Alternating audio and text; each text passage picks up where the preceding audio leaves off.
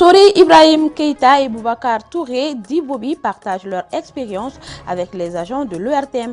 Les échanges étaient axés sur les techniques d'écriture et la présentation du journal télévisé. On en sait davantage dès le début de cette édition. Il sera également question dans cette édition de la réticence de certaines jeunes filles au mariage. Cette réticence est-elle due à la peur de l'engagement, au choix du partenaire ou à des considérations de stabilité financière? Awa Sidibé éclairera notre lanterne. Merci de votre constante fidélité, mesdames et messieurs, bonsoir et bienvenue dans cette édition. ORTM renforce les capacités de ses agents. Pour cette session de formation, l'accent était mis sur les techniques de présentation et les techniques d'écriture des chapeaux. Cerise sur le gâteau, ce sont des anciens de la boîte, notamment Boubacar Touré et Sori Ibrahim Keïta, qui ont partagé leur expérience en la matière. C'était en présence de nos reporters Monja Traoré et Soumeila Konaré. Pour la reprise de ces activités, la commission chargée du suivi de l'information radio et télé de la formation des journalistes, animateurs, techniciens et stagiaires des rédactions mises en place par le directeur général de l'ERTM a fait appel à Boubacar Touré d'Ibobi, journaliste et ancien directeur de la radio nationale. Pendant près de 2 heures, le journaliste professionnel du jour a échangé avec les apprenants sur le module « Présentation du journal et ses pendants », l'idéal et le faisable. Alors, on a parlé un peu, comme on le dit dans notre jargon, à bâton rompu, en fait. À bâton rompu, mais de façon spécifique, on a parlé de la présentation.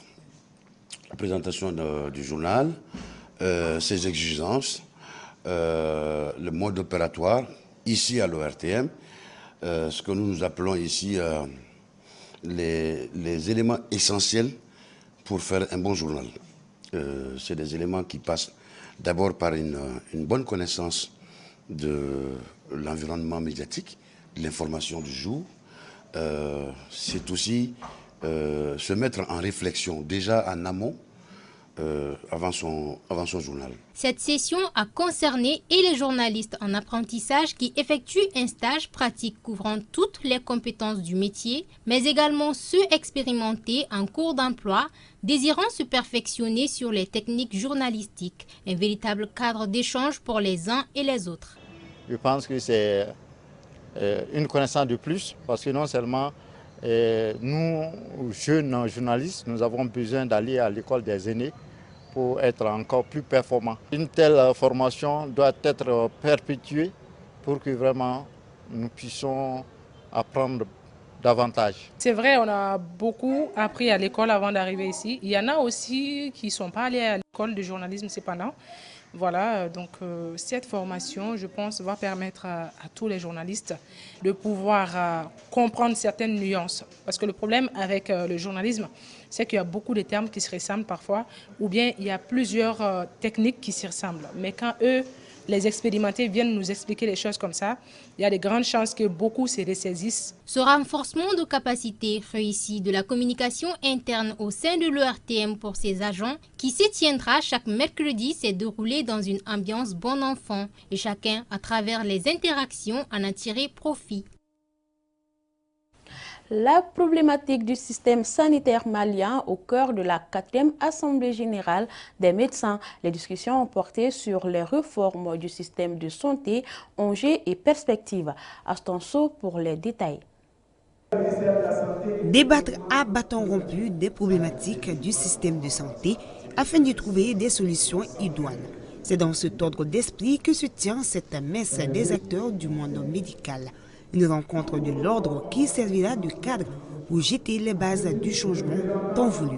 Aujourd'hui, nous avons 22 millions d'habitants avec des systèmes de santé qui sont à l'état embryonnaire et qui ne s'adaptent plus à la réalité du terrain. Donc nous avons invité les sommités de notre système de santé pour que nous puissions discuter et proposer des belles perspectives pour les autorités de la transition pour que nous puissions donner une meilleure prise en charge à nos concitoyens.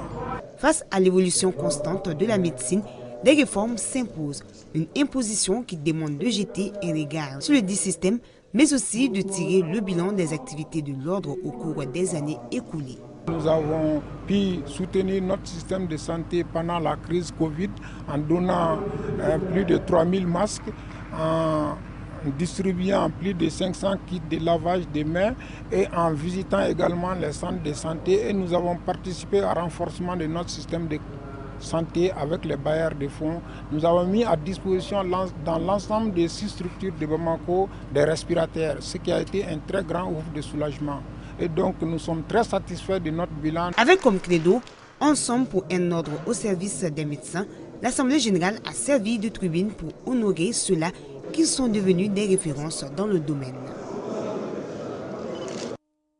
Je le disais au sommaire, le mariage est souvent perçu comme un moment de joie et de célébration tant attendu par les jeunes filles et leurs mères. Cependant, de nos jours, cet idéal semble s'effriter car de nombreuses jeunes filles retardent ce moment crucial. Les raisons peuvent varier allant de la peur de l'engagement au choix du partenaire en passant par des considérations de stabilité financière. Les causes du retard du mariage des jeunes filles, c'est dans ce dossier signé Hawa Sidibi.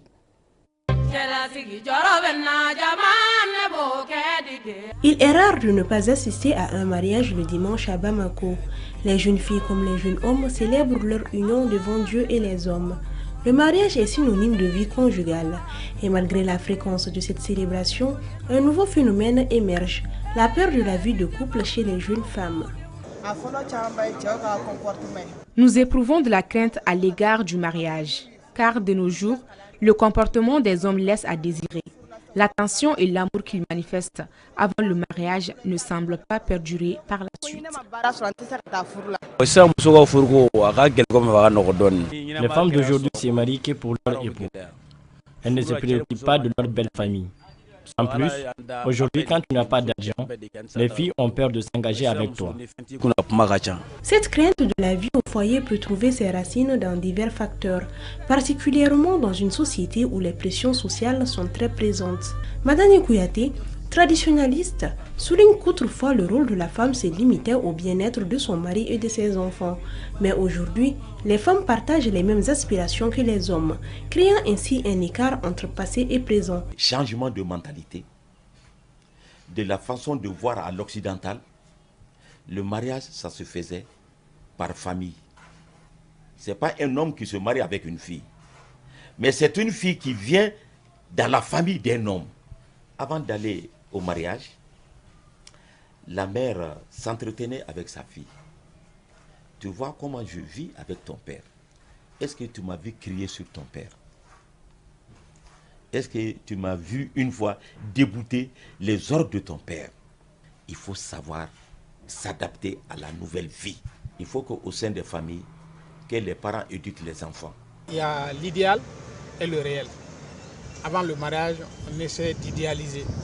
Et quand on rentre dans le foyer, on va trouver que c'est une autre réalité.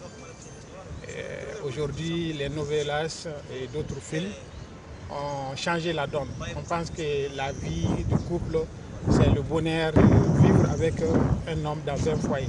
Il y a des exigences, il faut que vous remplissiez ces exigences, sinon le couple va en pâtir. Nous sommes dans un monde matérialiste. Les gens aimeraient avoir une certaine assurance avant de s'engager. Ce qui explique que beaucoup ne supporteront pas certaines situations où le minimum ne serait pas assuré. Selon nos interlocuteurs, l'éducation des deux partenaires joue un rôle crucial pour faciliter le mariage, car l'importance de la réussite d'un foyer réside dans l'harmonie entre couples, et donc les deux partenaires doivent apprendre à s'aimer et à se respecter. La ville de Sikasso draine du beau monde depuis quelques jours. La cause, le déroulement du place du festival Nangerni 5. Cet événement qui se popularise d'année en année impacte positivement les affaires économiques au plus grand bonheur des hôteliers, des restaurateurs et autres transporteurs. En marge des activités récréatives et scientifiques du festival, nos envoyés spéciaux à Sikasso se sont imprégnés de cette situation. Cheikh Fantamadine Diaye, Abdraman Douka Traoré et Adama Diarra pour le compte-rendu. Depuis le mercredi 21 février, Sikasso, la 3e région, est devenue le point de retrouvailles pour une bonne partie de la population malienne. Un afflux perçu de près au stade municipal qui draine un monde fou les soirs autour des prestations alliant folkloriques et artistiques.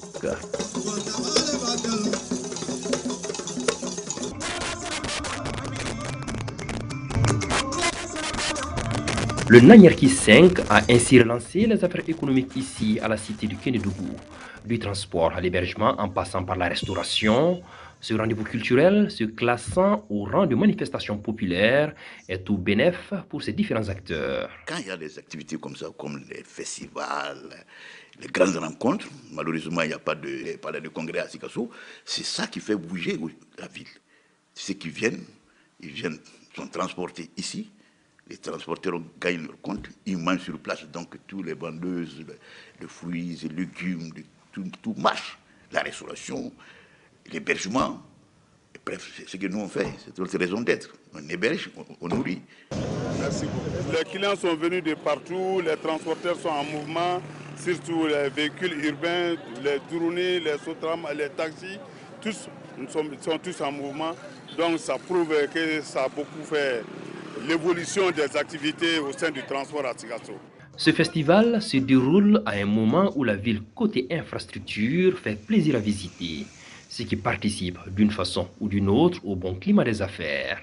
Nous souhaitons plein succès à l'administration et au gouvernement qui est là pour que les choses puissent continuer à bon terme et que Sikasso puisse avancer plus que ça.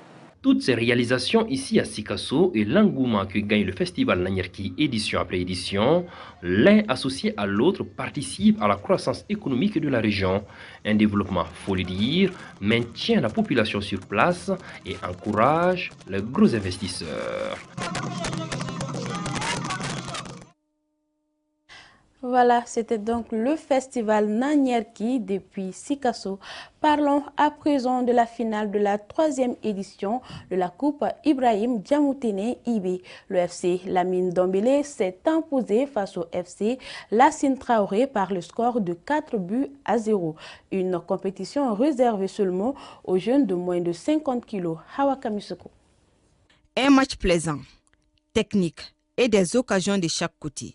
Cette 3e édition de la Coupe Ibrahim Djamoutene IB, réservée seulement aux jeunes de moins de 50 kg, s'est jouée devant un parterre de personnalités. L'excellence, on doit le cultiver depuis au bas âge. Donc le sport, c'est un facteur émouvant, un facteur qui pousse à aller vers l'excellence. Donc c'est ce qui fait qu'on va vers la jeunesse pour pouvoir trouver l'excellence que nous cherchons. L'équipe de FC Lamine Dombélé en bleu gagne par le score de 4-0. La mi-temps a permis aux organisateurs de décerner plusieurs attestations de reconnaissance. Je suis très content parce que les enfants ont bien joué. Aujourd'hui, terrain municipal de Niamakoro, peut-être on peut tourner dans la commune dans les jours à venir. L'équipe Fair Play, le meilleur buteur, le meilleur joueur et le meilleur gardien. L'équipe vainqueur et la finaliste ont tous été primés avec des trophées, des ballons et des enveloppes symboliques. Voilà, c'est l'essentiel qu'il fallait retenir de cette édition.